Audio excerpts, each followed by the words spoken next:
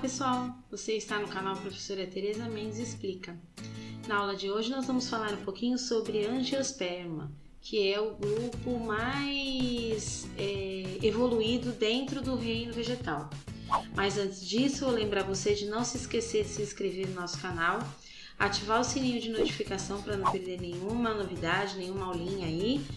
E, por favor, compartilhe nossos vídeos, porque assim a gente pode continuar produzindo cada vez mais vídeos para ajudar vocês aí, tá bom? Anteriormente eu falei um pouquinho sobre os grupos de plantas dentro do reino vegetal, né? Se você perdeu alguma dessas aulas, clica no card acima, vai aparecer aí a aula de briófitas, que é o primeiro grupo, vai aparecer também as aulas de pteridófitas e de gimnosperma, tá bom? Que são os três grupos anteriores aí. Então, ao longo da aula vai aparecer esses cards aí para vocês, qualquer coisa é só clicar nele para você assistir o vídeo correspondente, tá bom? E então hoje nós vamos falar sobre angiosperma. Angiosperma é o grupo mais evoluído que a gente tem aí das plantas, tá bom?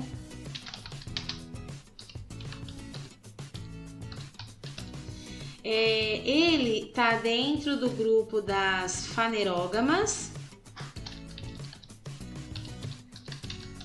porque as fanerógamas são plantas que produzem semente e flor.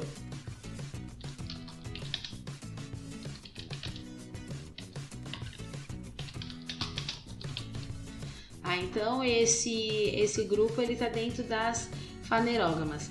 Claro que é um grupo vascular, né? Como a gente já vem falando aí desde as pteridófitas. Então, pelo fato de serem vasculares, de ter esses vasos condutores, faz com que elas possam ser aí um pouco mais evoluídas. Mas na verdade a evolução delas vem do fato delas serem uma planta completa. Como assim? Uma planta ela é chamada de completa quando ela tem todas as estruturas. Vou mostrar para vocês, tá? Ó, então uma planta completa ela tem aí a raiz, o caule, a folha, a flor, o fruto e também dentro do fruto a semente. Então, quando a gente chama de planta completa, é justamente isso, né? O fato de possuir todas essas estruturas.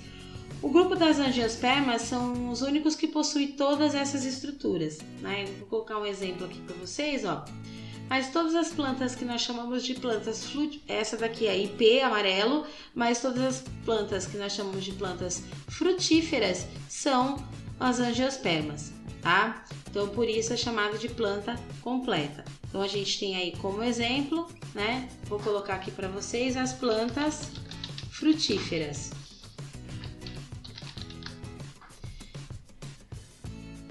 Então, essas plantas frutíferas vão dar de exemplo aí para a nossa angiosperma, né? Esse tipo de planta, ele tem a reprodução semelhante não, igual a das pteridófitas e a das gimnospermas, tá? Então, a sua reprodução é esporofítica,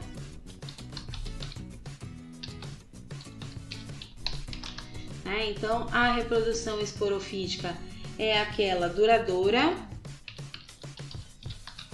como nas gimnospermas, tá? A produção de esporos. Então, a maior parte da sua reprodução é feita através disso. Mas, para ter a variabilidade genética, precisa existir a reprodução gametofítica. Que isso também ocorre, né? Mas é uma reprodução passageira. Então, é bem importante lembrar aí bastante disso. Uma marca registrada aí das angiospermas são os métodos de polinização. Esses métodos, eles são bem diversificados, né, de acordo com cada espécie aí, e isso que garante com que as angiospermas tenham então aí tanto sucesso nesse meio das plantas, né? Então, o primeiro método de polinização que eu vou falar para vocês é o método que a gente chama de anemofilia, que nada mais é do que a polinização pelo vento. Vou dar um exemplo aqui para vocês, né? Então, ó, aqui eu tenho uma imagem onde mostra o vento passando e aqui os pólens indo pelo vento. Então, é um tipo de polinização muito eficaz, né? Para que possa então espalhar esses esporos que vêm aí através do pólen, tá? Mas nós temos também o método de polinização chamado ornitofilia.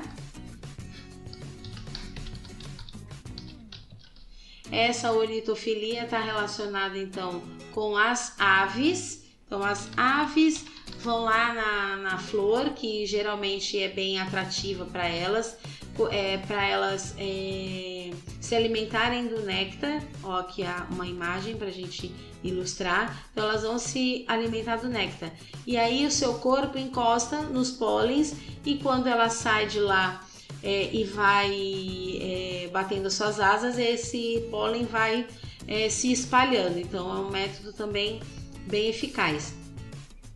Semelhante à entomofilia.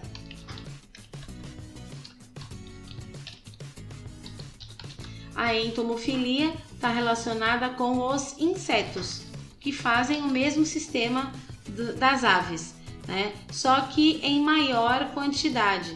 Ó, como vocês podem perceber, tem aqui uma abelha, ela está coberta de pólen e aí à medida que ela sair dali e for para outro lugar, ela vai levando esse pólen, tá?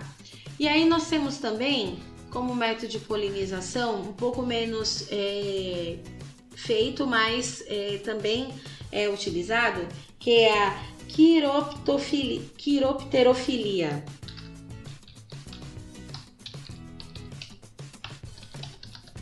Tá? Esse daqui está relacionado com os morcegos. Então, ó, tem até uma imagem aqui que eu peguei para vocês, né? A gente tem na maioria aí os morcegos que são frutíferos, e aí então eles vão lá na planta e vão encostar, e aí à medida que as suas asas vão batendo, quando ele sair de lá, ele vai espalhando o pólen. Então isso é super eficaz também aí para as angiospermas, tá? Então vou até mudar aqui a coloração para a gente deixar bem destacado essa parte aqui, que é super importante dentro desse contexto, tá? E por último, nós vamos falar um pouquinho sobre a classificação das angiospermas. Essa classificação, ela está relacionada com o cotilédone. Tá? Eu vou colocar aqui para vocês visualizarem um quadrinho. E nesse quadrinho aqui, ele mostra, né? A gente tem lá as monocotiledôneas e nós temos as dicotiledôneas. Então existe uma diferença bem gritante entre as duas, começando pelos cotilédones, né? Monocotiledônea, um cotilédone só, e dicotiledônea, 2 cotilédones. A raiz também altera a geografia dos vasos, as nervuras das folhas e a quantidade de pétalas dentro das flores também alteram aí conforme essa classificação, tá? Então, de acordo com essa classificação, nós temos aí as monocotiledôneas,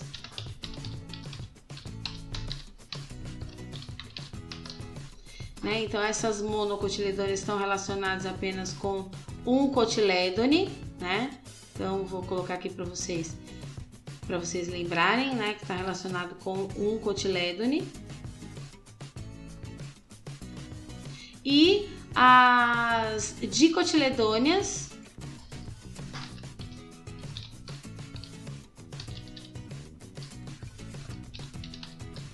que está relacionado aí com 2 cotilédones, né? Então, só para vocês entenderem como funciona esse cotilédone.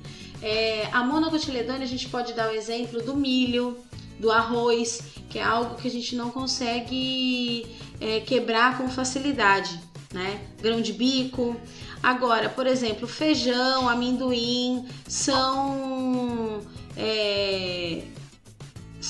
estruturas que a gente consegue quebrar facilmente, né? Ele se abre. Então, quando essa estrutura ela se abre dessa forma, significa que ela é dicotiledônea. E quando ela não tem essa facilidade para abrir, então significa que ela é monocotiledônea, tá bom? Bom, se tiver alguma dúvida, pode deixar nos comentários, que eu responderei aí em breve, tá bom? E por hoje é só, até a próxima!